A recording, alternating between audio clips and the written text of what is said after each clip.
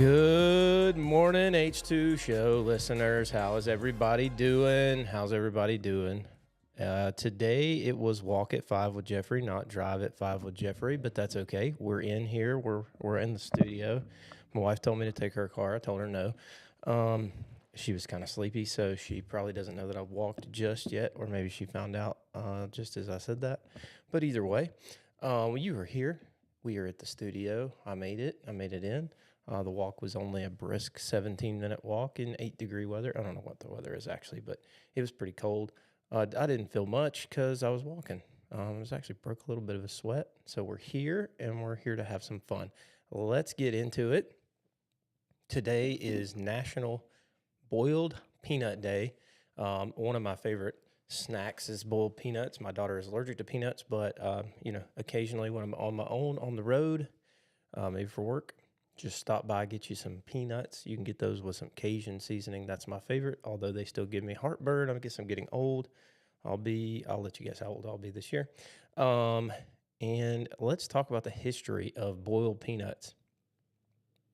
I wanted to look that back up here. Hold on one second. Yeah. So obviously, boiling peanuts has been a cultural phenomenon here in the South since the 1800s, and it's wildly grown in popularity. They used to be called goober peas, so I'm assuming that's where goobers got their name, the chocolate-covered peanut snack. I wonder what that is. We'll have to look that back up. And they've been affectionately called the edamame of the South. So where did the practice come from? It is believed the practice of eating boiled peanuts originated in West Africa, where boiling bambara, ground nut, was a staple among African tribes. When enslaved Africans were brought to the U.S. from Africa, they also brought the practice of boiling peanuts. Because peanuts have distinct similarities to ground nuts, slaves began using the excess or unsold peanuts to celebrate as a substitute. So there you go. Originated in Africa. Beyond that, boiled peanuts are a staple in India, Haiti, Thailand, Indonesia, Brazil, Peru, Mexico, China, Ghana, Nigeria, and beyond. Very, very delicious snack. One of my favorites. Has a little fiber, has some protein. But yeah, you can make yourself sick if you eat an entire thing of boiled peanuts. It does happen. Also, it is Flat Bill Friday, which is why we had the Flat Bill hat on. I had my shiesty or balaclava, whatever you want to call it, on to brave the weather, so to speak. Brave the weather, walk 15 minutes. I'm pretty sure people in Chicago do that every day. And then let's go to, it's also National Sticky Bun Day. I'm not really sure what makes a sticky bun different than a cinnamon roll, but we're going to read through this. National Sticky Bun Day recognizes a delicious pastry that comes rolled up and dripping with a sweet sugary topping. Well, obviously. They're perfect with a hot cup of coffee in the morning or as an after-dinner sweet. I'm probably going to go have one if Sprinkles makes sticky buns. Known as the Schnecken, meaning Schnell, I don't know if I would pronounce that right, but whatever.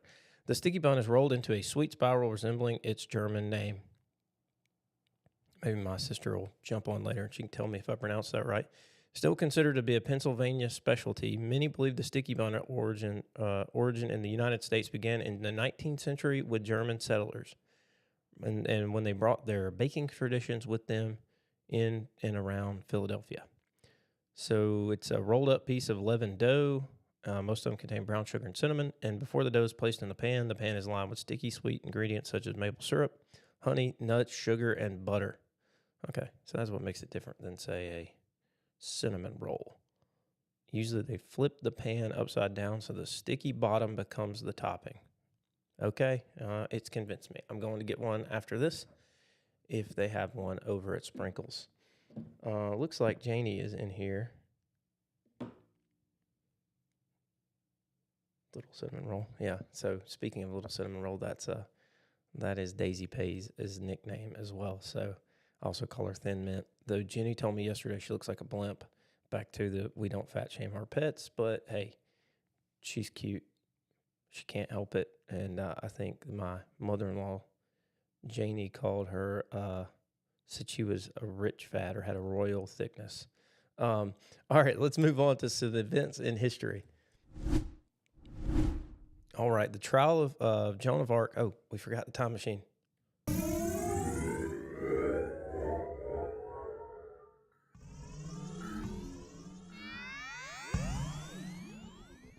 How would you know we were in history if you didn't go through the time machine? Let's come on, guys. You got to let me know in the comments. All right, the trial of Joan of Arc started in 1431 on this day in history. In 1804, the world's first railway journey takes place in Wales. In 1842, the sewing machine is invented by John Garino. In 1848, Karl Marx and Frederick Engels published the Communist Manifesto. Oh, gosh. Das Kommunistische Manifest. I don't know how you say that. Anyway, whatever. It's the Communist Manifesto because I don't speak German. I think that's German. Das.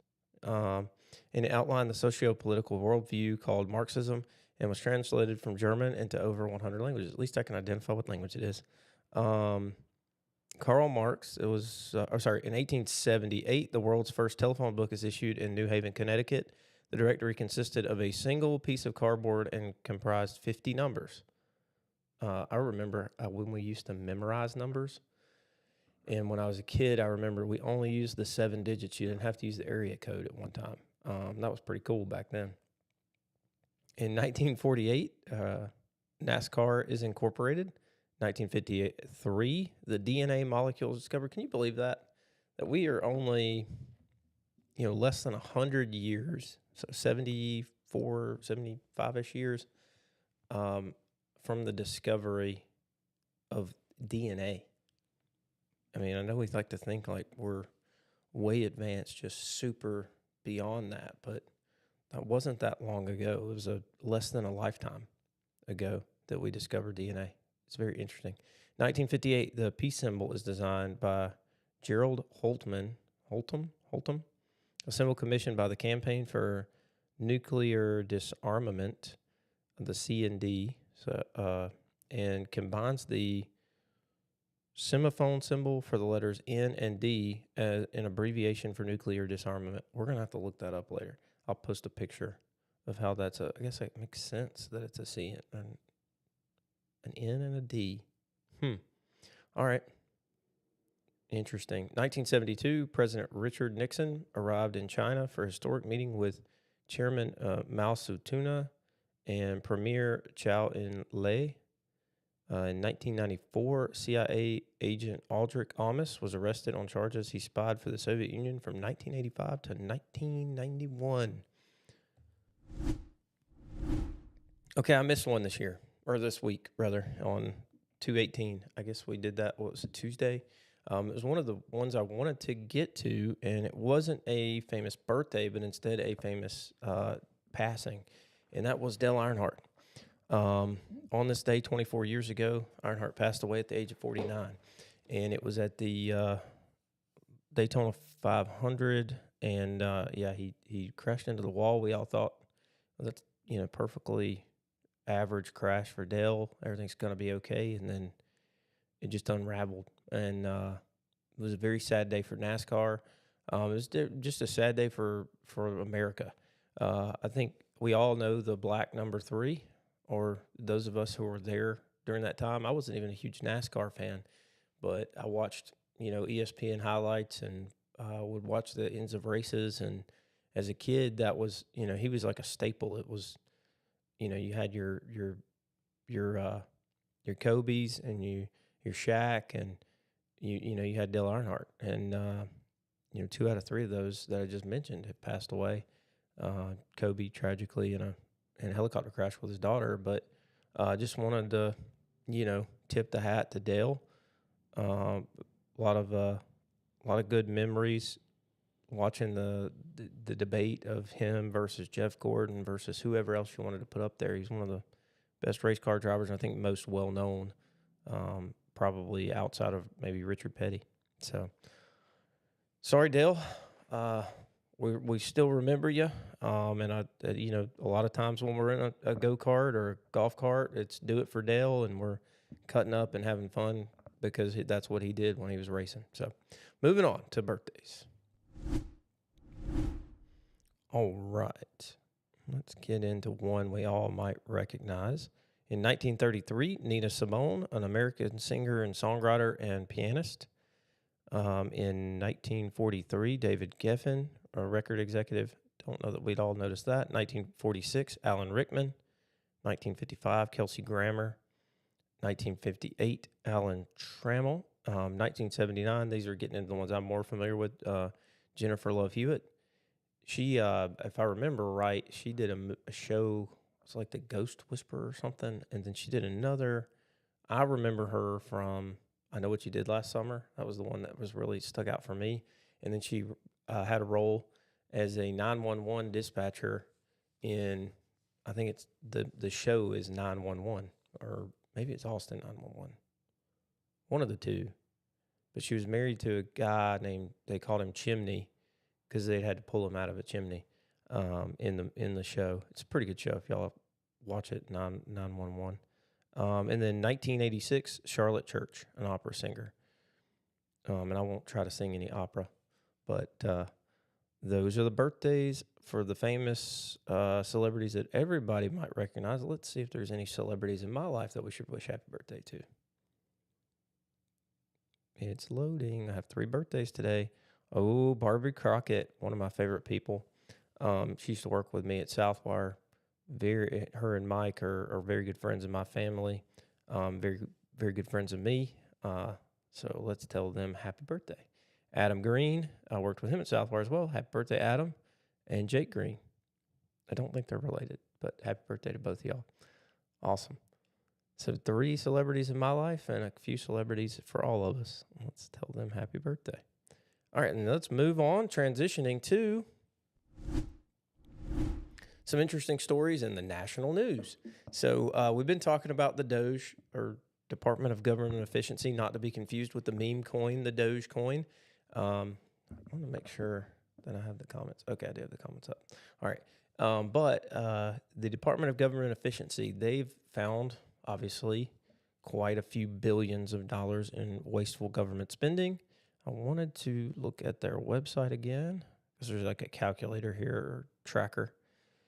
So as you may know, or maybe don't, the goal, I believe, is $2 trillion in savings. That's the goal. And they have another 498 days, because they were doing that goal for, I think, 2 years, the first 2 years. And then what they were going to do is calculate that on a per taxpayer basis. So as it stands today, $366.67 per taxpayer has been eliminated in what they call wasteful spending. But there's a proposal now that if they hit their $2 trillion goal, that 20% of that might actually be paid back to us in what they call the Doge, or Department of Government Efficiency dividend. And so there's potential for there to be maybe up to a $5,000 dividend in taxpayer savings. So there you go. And that would be pretty cool. I mean, I'm down for that. And I think Elon proposed it, and Trump was supportive, at least on the news. Let's see if he delivers. That would be really cool if they can get there. In other news, the Delta airline, which I think was operated by Endeavor, that crashed in Canada, they're offering $30,000 to each of the people that was on the plane. They have said, because my initial thought was, okay, well, they know it's their fault. They're just trying to get away with it for just $30,000 per person. But they've said it will not impact their ability to press charges or not press charges, go through a lawsuit. So that, I think, is probably nice of Delta. Though I don't know how that impacts, like if you got into the lawsuit, like, oh, well, it's going to be deducted from the amount that you would have won, or what it is. I think everybody on the plane would have just settled for the plane not flipping over. So, yeah. But, hey, I'll give them the credit. They did the right thing as best they could. I'd like it to be more, but I have no idea what is the right price for you flipping over in a plane and being scared half to death that you might die. I don't know how those people feel. So, yeah, very sad situation. However, I will say, let's give a shout out to the crew of the Endeavor. I've watched a few of those videos, and the folks on that plane really stayed calm as far as like flight attendants and the crew to get people out of the plane. Did an excellent job. So shout out to them. And then I want to hit on another maybe controversial topic, maybe not so controversial. You tell me, but we're just going to talk through it.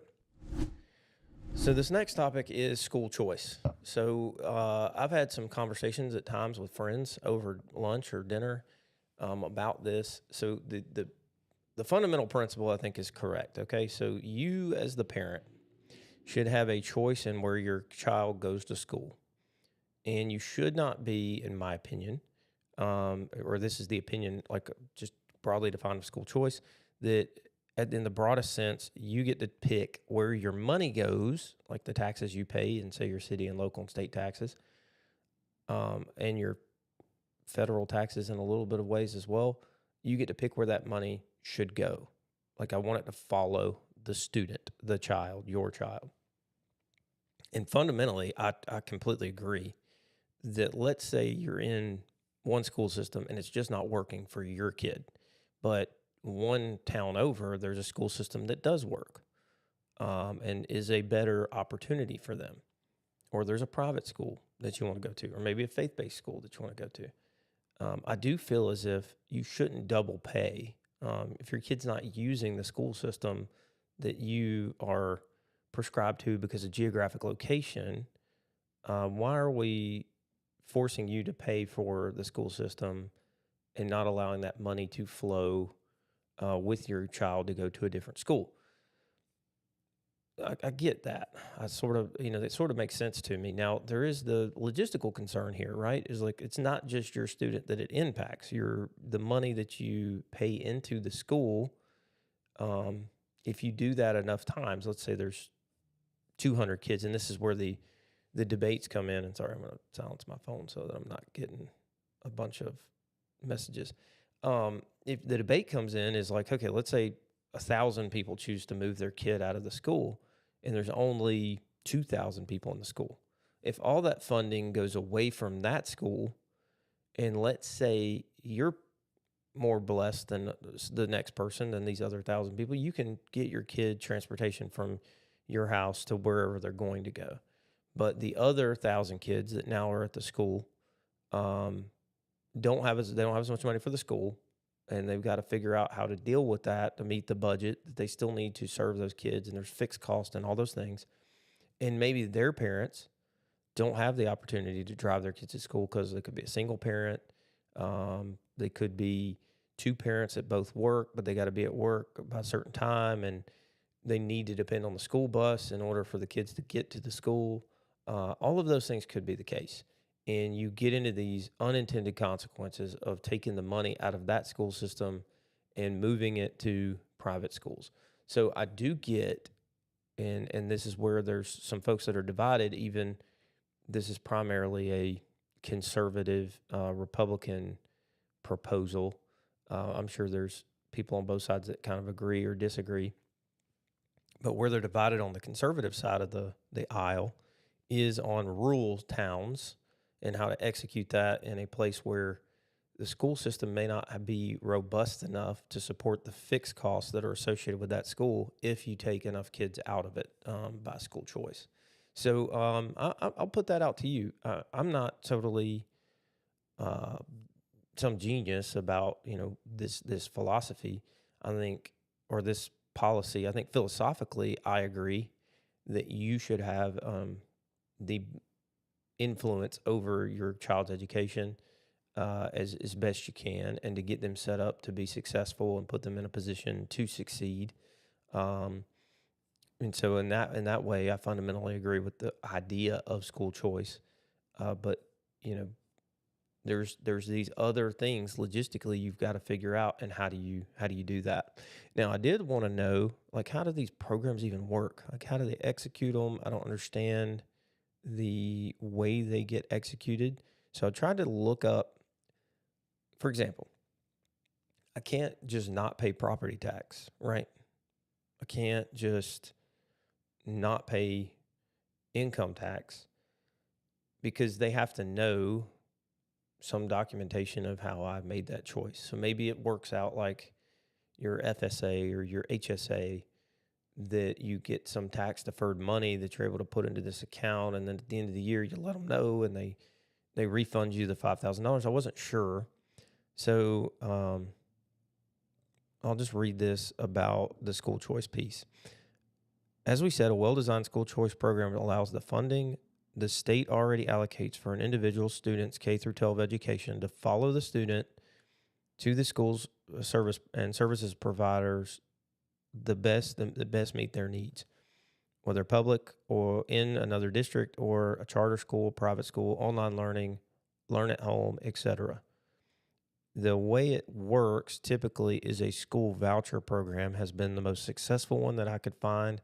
And residents in each state and community within that state pay income taxes, sales taxes, or both. Those funds become the revenue for the state used to pay for education. Under a voucher program, the state distributes the money the state already allocated for an individual student's public education to the student's family.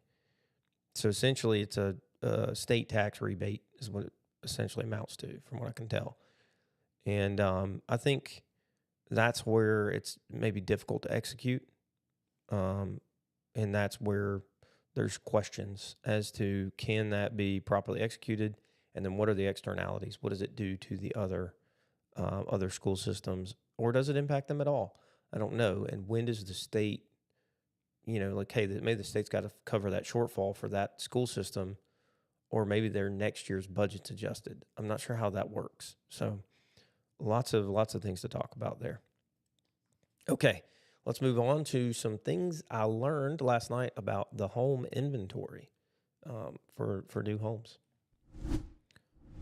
All right. This is from the Cabesi letter on X. It says there are now 9 times more new homes for sale than the average number of homes sold per month. That means basically 9 months of supply is my understanding and interpretation there. That's the highest since 2022. Per reventure. In other words, it would take 9 months for current inventory of new homes in the market to sell given the current sales pace. So I think it's a combination of a couple of things. One, there were a lot of new homes that were built, some developments that got finished out, and at the same time, pricing went up and interest rates went up. So you get all those 3 factors coming into effect. That meant money's not as cheap to borrow. I can't borrow money as cheap as I could previously. That meant there's more new homes on the market, and those prices have at one time hit their peak. And so I think you saw that slowdown is not just that more homes are being built, but more of people are saying, oh, well, I want to wait and just see what interest rates are going to do before I make a purchase.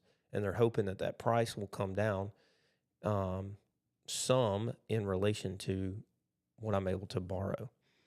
All right, the ratio is more than 2 times higher than in 2020. And in the past, there were only 4 periods where month supply were higher than they are now, with 3 of them being during recessions.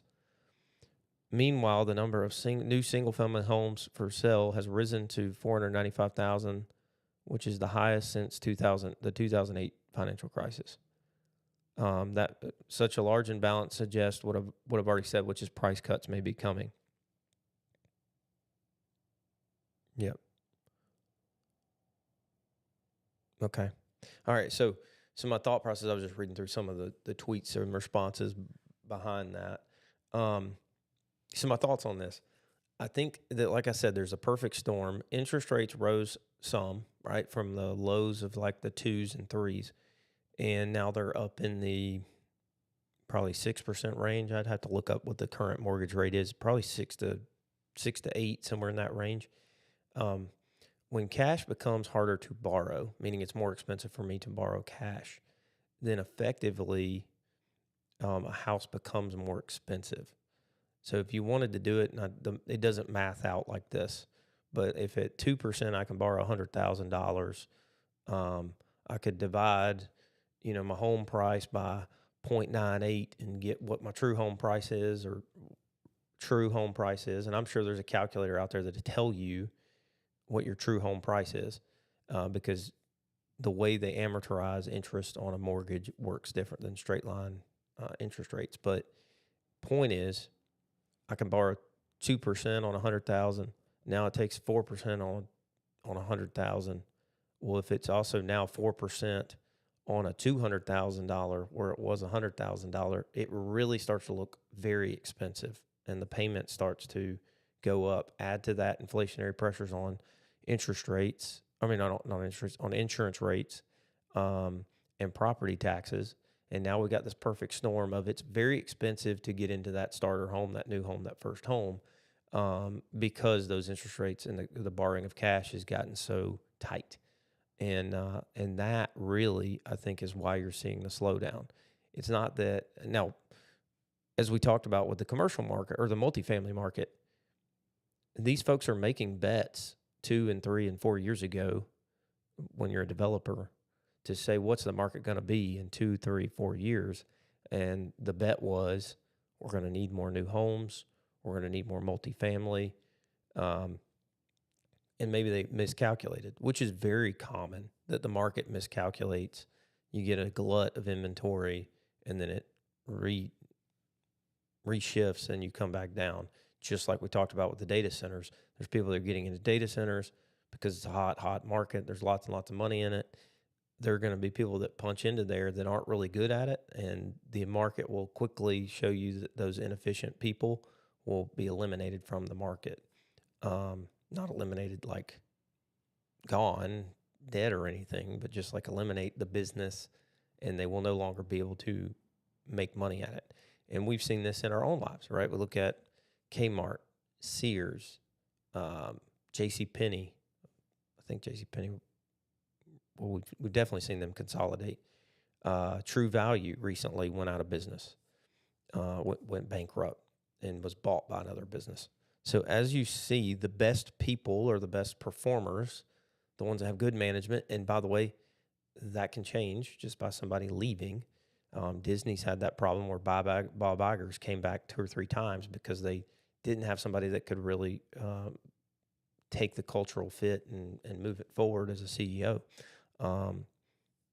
Point is, I think it's going to be, you're going to see prices come down on new homes, and it's probably going to be a buyer's market in the coming maybe 3 to 6 months if we continue to see these 9-month supply type of numbers. And you'll also see BlackRock and some of these other large funds continue to buy up homes as well. Because as I've told you before, maybe, I think I've said it on here, these folks are required to backstop the public pensions. They own a lot of the public pensions, and they have to do a guaranteed rate of return. And in order to do that, they have to go out and acquire something that has a pretty well guaranteed number. And so what they've done is they've bought single family homes in a lot of places and are renting those back to the market. So, all right, let's move on. I wanted to hit on a local article I read, and I'm going to try to see if there's any updates. Yeah, it doesn't look like there's any updates. There were, it was 2 folks that sounded like were found dead inside of their home on Tyus Road, which I thought was odd. So if anybody's got any comment on that or knows anything about it, I'd love to hear more. But it says the Carroll County Police are investigating. So that was all I had on it. I was hoping there'd be an update so we could give you more information. With that, let's move to the verse of the day. On to the verse of the day. I'm going to keep hitting that button because I like that sound. Maybe it doesn't scratch the itch in your brain that it scratches for me, but it does for me. So the verse of the day today, I thought this was interesting, is Philippians 4:7. But I'm not just going to read you Philippians 4:7 because Miss Suzanne and Mr. Charlie, 2 of my real close friends, at one time they were running the kids' church, and I happened to be there and was helping out with the projector in the kids' church. And there was a song. I'm sure they didn't write the song, but there was a song that we all had to learn and sing, and it said, "Don't be anxious about anything, but in every situation by prayer and petition, give thanks and give it, to present your request to God." So anyway, I'll read that to you. Do not be anxious about anything, but in every situation, by prayer and petition, with thanksgiving, present your request to God. That was Philippians 4:6. And the peace of God, which transcends all understanding, will guard your heart and your minds in Christ Jesus. So here's what I want to say. I was an adult when I heard that, and I didn't memorize it like I should, but it's still in my head. I can hear the tune. I can hear it come through. And I'll tell you, if you don't think your kids are getting something, even in the kids' churches where you got a teenager in there and the kids are on the phone, if they get just a little ounce, I'm telling you, that will open up their mind and their hearts to God, and they will be blessed by it for years to come. So, and I know they're going to come home and say, Mom, I don't want to memorize this scripture. I'll tell you this. I got a friend, his name's Nicholas. He's memorizing the entirety of James 1. James 1. And other scriptures too, as an adult. And I bet you that he was in VBS. I bet you that he was in kids' church on Sundays. So what I'm going to say is, you're going to build habits for them that last forever. And with that scripture, do not be anxious about anything. How many of us as an adult, how many SSRIs are out there that are being prescribed? And maybe, look, if you need it, take it. Don't get me wrong on that. Some people need help, right? We need medical help. God gave those, the doctors and the inventors of those medications, with the wisdom to find the solution. And God gave us these chemicals that are on earth that they're finding in these plants and everything else to invent medications that help us in the natural, because our flesh is broken. But how many of us as adults just need prayer? How many of us just need to give our worries and our concerns to God? That God-shaped hole needs to be filled. So back to this, do not be anxious about anything. That's a pretty big calling right there. But in every situation, by prayer and petition and with thanksgiving, present your request to God. So it's saying by prayer and petition. Listen, somebody, it was, let me see what this is, 2819, I believe is the church. Yep, 2819. The pastor there the other day said, don't be scared of telling God anything. He already knows. You got a thought that you don't want to utter, or whatever it is, go in your prayer closet and you can say whatever you need to say to God. And that's what he's saying here. By prayer and petition, put it out to God, and with thanksgiving. So say, thank you, Lord, I got another day above ground. I've got another day breathing. God, you are the greatest God. You are everything. And I know you can do all things. And so, Lord, align my heart with you, and then give him whatever it is you're asking. Hey, quiet my mind here. Let me focus on today's work, because, today's got enough worries. I don't need to be worried about tomorrow's worries, because anxiety does very little for you. Now, if it motivates you to get the job done, I get it. You can have a little bit of that positive energy. But I think, God's telling you, present your request to him so that he can give you, and the peace of God, which transcends all understanding, will guard your hearts, your mind, and your minds in Christ Jesus.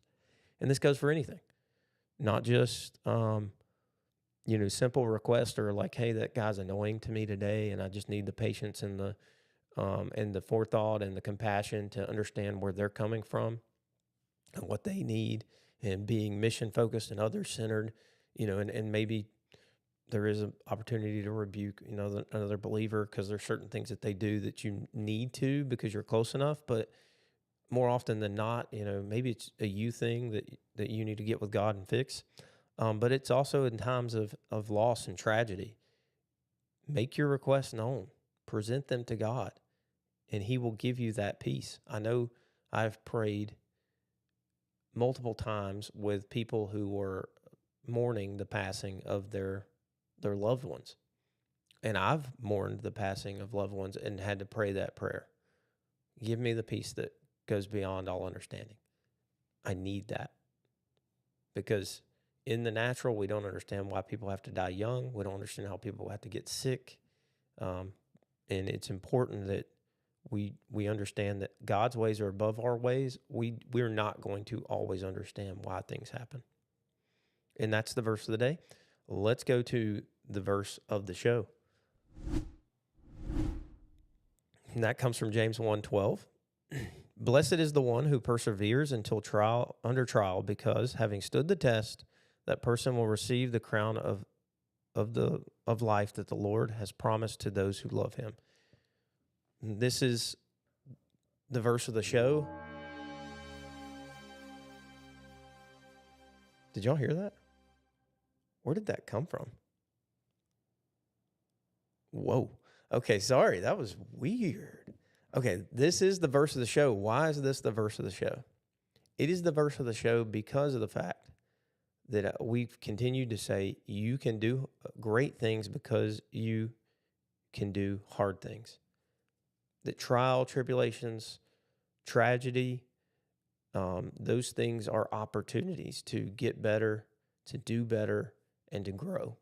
And sometimes it's not going to feel like you're growing, but as we've said, a circle that moves up is not a circle anymore. It is progress. We're moving up.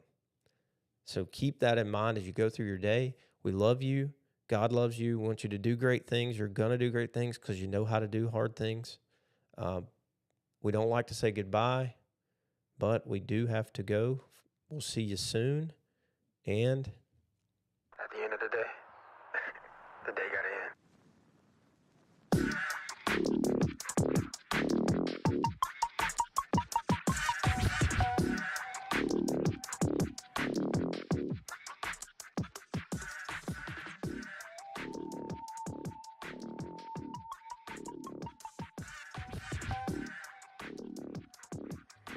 Oh, and congratulations, Canada, on winning the Four Nations tournament.